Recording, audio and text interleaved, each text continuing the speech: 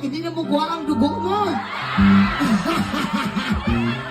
Sana mo na mo, pirman napkin pagit. Sige lang. Sige lang, why pa man namin nagamit. Hala! May dugo na! Joke lang. Sige, pagamiton mo ni adlaw-adlaw ha. Inspiration para hindi maundang ang dugo mo. Kasi gamiton mo ni mabusong ka. Tamang man tong mabusong. Di ba sa Ilonggo ang mabuntis mabusong? Hindi, imo na ko eh. Permahan ko, anay ni napkin mo, ma'am, ha? Sa kadamo-damo, permahan napkin pa.